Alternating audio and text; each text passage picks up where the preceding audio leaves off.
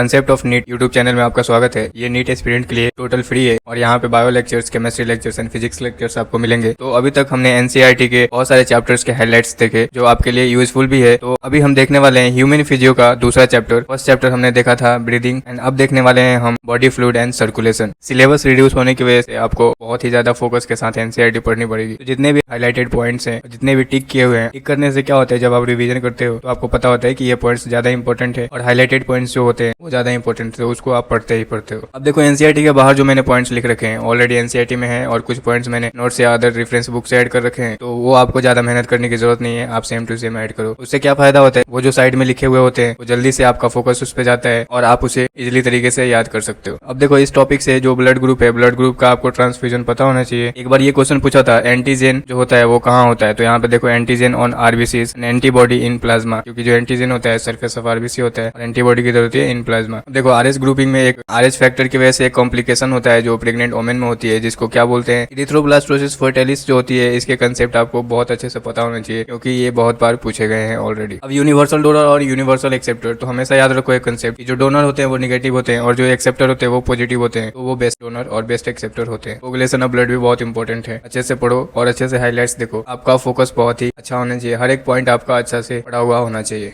Lymph के जो concept है अच्छे से पढ़ो। And then circulatory pathway, circulatory pathway में आपको इवोल्यूशन पता होगा, open circulation, then close circulation, फिर उसके बाद जो इवोल्यूशन ऑफ सर्कुलेशन था सिंगल सर्कुलेशन, फिर इनकम्प्लीट डबल सर्कुलेशन, देन क्या आया कंप्लीट डबल सर्कुलेशन। अब देखो ह्यूमन सर्कुलेटरी सिस्टम, इसके जितने भी कंसेप्ट है बाहर से जो भी पॉइंट ऐड करने थे वो मैंने ऐड कर दिए हैं। आप आपको बाहर से मेहनत करने की जरूरत नहीं पड़ेगी। और एनसीईआरटी की जितने भी, जैसे यहाँ पे देखो हार्ट जो होता है मेसोडर्मली डेराइव ऑर्गन होता है, तो छोटी से छोटी पॉइंट आपको फोकस के साथ याद रखनी है। यहाँ पे कुछ पॉइंट्स है जो मैंने ऐड कर रखे हैं, जैसे portal system, hepatic portal system, उसके एग्जांपल्स कहाँ होते हैं। And then hypothalamus hypophysial portal vein जो होता है वो आपको हार्मोन चैप्टर में मिलेगा। वो सारे पॉइंट्स मैंने यहाँ पे ऐड कर रखे हैं। यहाँ पे एक कॉर्नर पे आप देखोगे ऑक्सीजनेटेड ब्लड ऑर्गन को जाता है एंड देन ऑर्गन से डीऑक्सीजनेटेड ब्लड जाता है। बट कुछ ऑर्गन होते हैं जिसमें एक्सेप्शन होता है, जैसे लीवर, हार्ट और लंग्स, इसमें डीऑक्सीजनेटेड ब्लड भी जाते हैं और आपको पता है और लंग्स में डीऑक्सीजनेटेड ब्लड जाते हैं एंड ऑक्सीजनेटेड ब्लड बाहर आते हैं। बट ये ऑर्गन ऐसे हैं जिसमें डीऑक्सीजनेटेड और ऑक्सीजनेटेड ब्लड दोनों ही जाते हैं और बाहर दोनों ही आते हैं। अब देखो यहाँ पे कार्डियक साइकिल के जो कंसेप्ट है मैंने अच्छे से लिख रखे हैं। Love sound and dub sound का प्रोड्यूस होता है ये भी लिख रखे हैं एंड जो भी पॉइंट्स है हाईलाइट कर रखे हैं। जो टिक पॉइंट किए हैं ना, उससे क्या होता है कि आपका फोकस वहां पे जाता है, हाँ ये पॉइंट इंपॉर्टेंट है और ये कंसेप्चुअल है। देखो टिक किए है ना जितने भी पॉइंट्स, तो आप भी वैसे टिक करो, कुछ ऐसे मार्किंग करो जिससे आपको पता चले ये इंपॉर्टेंट पॉइंट है, इसको पढ़ना ही पढ़ना है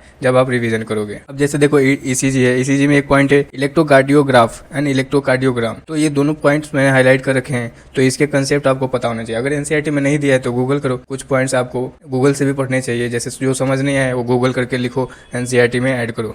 यहाँ पे ईसीजी के जो कंसेप्ट है वहाँ पे मैंने कुछ पॉइंट्स डायग्राम के साथ लिखे हैं। इससे क्या होता है, जब आप रिकॉल करोगे, जब आप रिवीजन करोगे तो वो इजीली याद होंगे और निगेटिव मार्किंग के चांसेस कम होंगे। डबल सर्कुलेशन यहाँ पे आपको कैसे होते हैं, तो ये कंसेप्ट अच्छे से पढ़ो, ये आपको इजीली याद हो जाएंगे। देखो ह्यूमन फिजियो की खास बात है, एक बार अच्छे से पढ़ लिया ना तो आपको बहुत ज्यादा मेहनत करने की जरूरत नहीं पड़ती, आपको सारे कंसेप्ट ऑलरेडी याद हो जाते हैं। देखो यहाँ पे रेगुलेशन ऑफ कार्डियक एक्टिविटी, तो ये कंसेप्ट आपको जितने भी हाईलाइटेड पॉइंट्स हैं वो आपको पता होने चाहिए अच्छे से। एक वीडियो मैंने बनाया था जिसमें वेन और आर्टरी पे एक डिफरेंस बताया था, तो वो पॉइंट्स आप वीडियो भी देख सकते हो। बट इसके जो डिफरेंस है वो आप 100% याद रखो और ये क्वेश्चन नीट में ऑलरेडी पूछा हुआ है। देखो डिसऑर्डर ऑफ कार्डियक साइकिल में एक बहुत बार क्वेश्चन पूछा गया है, जैसे हार्ट फेलियर क्या होता है, हार्ट अटैक क्या होता है एंड हार्ट स्टॉपेज क्या होता है, तो इसके डिफरेंस पता होने चाहिए। बाकी जो कार्डियक डिजीज है वो कुछ पॉइंट्स है जो मैंने बाहर से लिख रखे हैं, तो उसको भी आप पढ़ लो एक बार, क्योंकि उसको असर्शन रीजन में पूछे जाने के चांसेस रहते हैं। जैसे आपके ऑप्शन तो 4 रहते हैं जिसमें जो सही आंसर होगा वो आपके एनसीईआरटी से ही होता है, बट